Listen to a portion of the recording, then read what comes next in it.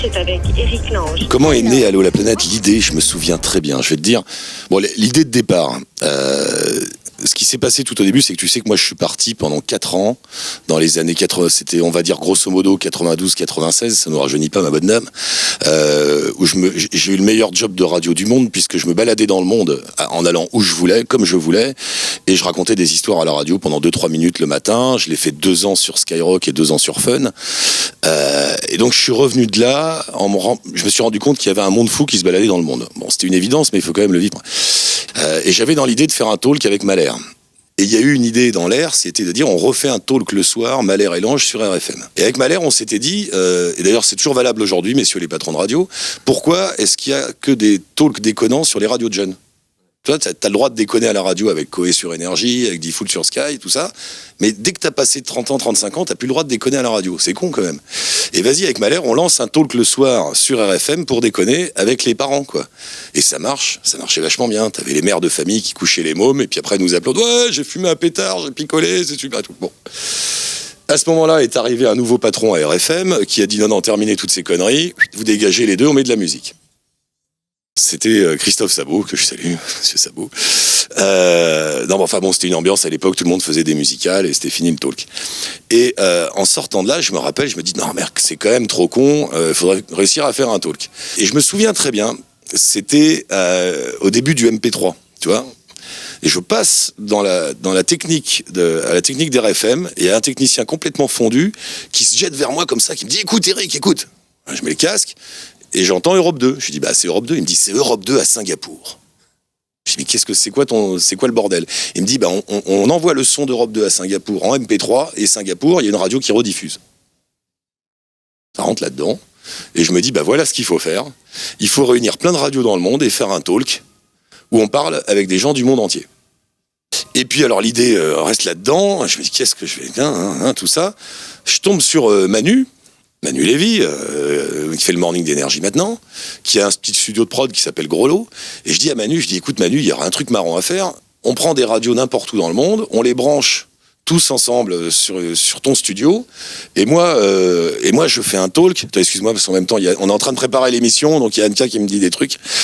Et je dis à Manu, écoute, voilà, tu sais ce qu'on fait? On appelle des radios francophones un peu partout dans le monde, on les branche sur ton studio. On met un standard, et Mahler et moi, on anime un truc qui s'appellerait Allô la planète, et on parle avec des gens dans le monde entier, dans des tas de radios. Et Madu, il dit, ok, super idée, banco, on le fait. On n'avait pas une thune, donc c'est Manu qui a tout payé au départ. Merci, monsieur Manu. Et il a installé son studio. Je sais, il y avait un bordel dans les chiottes, il y avait des PC partout, des ordinateurs, un merdier noir. Mais on a réussi. On avait appelé, je sais plus, il y avait 20-30 radios en Belgique, en Suisse, un petit peu en France, à New York. On était très fiers, on avait une radio à New York. Et toutes ces radios, en fait, se branchaient sur le studio de Manu. Mahler et moi, on était là comme ça.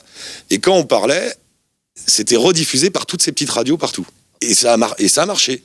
Alors après, bon, il y a eu un tas d'histoires. Comme on n'avait pas de thunes tous, on bossait. Moi, je bossais la journée. Mahler bossait la journée. Manu aussi. Tout le monde bossait la journée. On se retrouvait le soir et on faisait ça.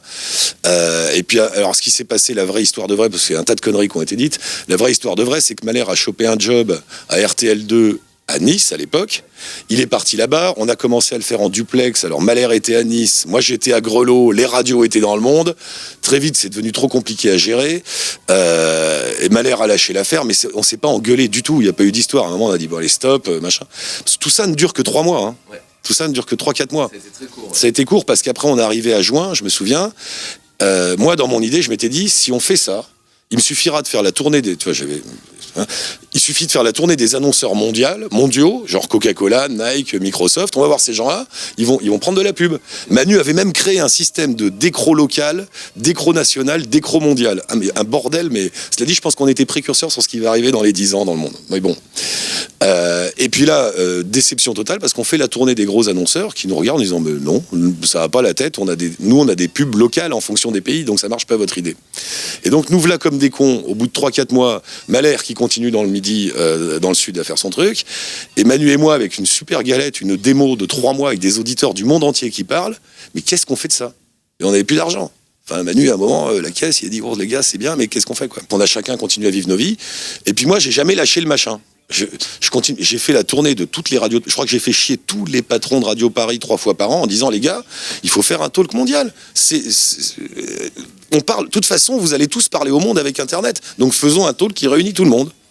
Et là, je vois une espèce d'incompréhension dans le regard de tous les patrons de radio qui disent mais Eric, qu'est-ce que je m'en fous d'être écouté à New York? Je les comprends d'ailleurs. Moi, ce qui compte, c'est mon médiamétrie à Limoges. Qu'est-ce que toi, tu me fais chier à parler de New York? Je dis mais non, mais c'est l'avenir, tout ça. Je dis l'avenir, on verra plus tard. Bon. Et j'ai été là. Arrive Schlesinger, que j'avais connu, alors Frédéric Schlesinger, que j'avais connu à RFM. Alors là, on remonte aussi à Mathusalem. On était toujours restés en contact. Et voilà que Frédéric Schlesinger se fait nommer patron de France Inter. Et là, il m'appelle, il me dit, écoute, ton coup du talk mondial, c'est pas mal. Moi, je voudrais faire un talk le soir qui soit un peu plus moderne, un peu plus dynamique que ce qui existe actuellement. Viens à Inter et fais Allô la planète à Inter. Là, j'appelle Manu, je dis, bon, bah, désolé, Manu, Manu s'en foutait. Il a dit, ah, c'est bien, t'arrives à le placer, place-le, c'est pas grave et tout. Et à Inter, du coup, c'était plus le coup des radios dans le monde, puisque, bon, c'était que France Inter. En revanche, l'avantage avec France Inter, c'est que France Inter, ça arrose en Belgique, ça arrose en Suisse, c'était diffusé dans tous les dom-toms, et avec les décalages horaires, j'étais en sortie de bureau, Guadeloupe, Martinique, Guyane, tout ça. Et puis, il y avait énormément, Inter, il y a des millions d'auditeurs, donc ça marche tout seul, quoi. Et donc, ça s'est transformé en une émission. Au départ, donc, c'était un échange entre des auditeurs de partout dans le monde. Là, ça s'est plus ou moins transformé en ce que c'est aujourd'hui, d'ailleurs, une émission avec des gens qui écoutent la même émission dans le monde entier grâce à Internet. Donc, des expats, des gens qui voyagent, des mecs avec des sacs à dos, tout ce qui voyage, des Erasmus, tout ce qui voyage dans le monde, je leur fais un rendez-vous, voilà. Et ça a tenu 4 ans sur Inter. Et là, il y a un break pendant 1 an, je crois. Non, alors ce qui se passe 4 ans sur Inter, là arrive la malédiction de tous les animateurs radio. Y a un nouveau patron qui arrive, qui dit ah, mais ça j'aime pas trop. Bon, alors comme on est à Radio France, heureusement, le nouveau patron, grand patron de Radio France, Jean-Luc Hess, me dit écoute, à Inter ça va plus marcher, va faire un talk sur le Move, on va essayer de relancer le Move en faisant une radio un peu plus pour les 25-35 ans, on quitte le truc kids et on fait une radio. Et là, on était parti plus sur le forum du Move, qui était une émission plus sur l'actu, fin d'après-midi, pour faire réagir les étudiants sur l'actu, etc. Mais je gardais toujours un petit côté Allô la planète dans mon forum du Move, en appelant des auditeurs d'Inter, etc. Et puis, le forum du Move a dû durer 6-8 mois. Arrive un nouveau patron au Move, Patrice Blanc-Francard. On déjeune et il me dit qu'est-ce que t'en penses, qu'est-ce que tu fais et tout. Et là, Blanc-Francard, je lui dis écoute, franchement... on a une émission en or là pour l'audience du Move, pour les étudiants. C'est une émission de gens qui sont dans le monde. Donc les étudiants qui se baladent, les étudiants qui vont bosser à l'étranger, les mecs qui se baladent avec des sacs à dos, tout ça. Refaisons Allô la planète sur le Move. Tu vas voir, ça va mordre. Et donc on refait Allô la planète sur le Move. Ça fait 2 ans maintenant. Alors elle s'est baladée un peu. On l'a fait le soir entre 20h et 22h. Maintenant, c'est l'après-midi de 13h30 à 15h. Et c'est vrai que ça marche du feu de Dieu. Enfin, il y a que nous, ce qui est fou, c'est qu'il y a que moi qui fais ça. Il n'y a pas d'autres émissions dans le monde qui s'adressent aux gens qui sont dans le monde. C'est quand même fou. Donc voilà, donc ils viennent tous, ils arrivent tous, et il y a de plus en plus de gens qui voyagent. Donc voilà. Le ton est un peu différent au Move qu'à Inter. C'est pas une histoire de liberté, parce que finalement, je vais vous dire un truc dingue. Moi qui ai bossé, donc ça fait 30 ans maintenant que je fais de la radio. J'ai dû faire 20 ans de radio dans le privé, Sky, Fun, Europe 2, RFM, enfin un peu tout le monde.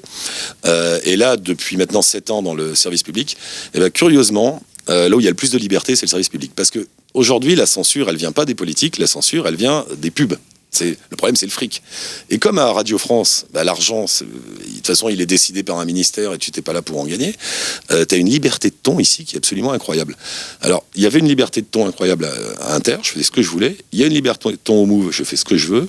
Ce qui a changé, c'est que je suis dans une ambiance beaucoup plus détendue au Move. C'est-à-dire qu'à Inter, tu te sens quand même si personne ne te le dit, tu te tiens bien. Ouais, puis tu te tiens bien, quoi. C'est France Inter, merde, tu vois.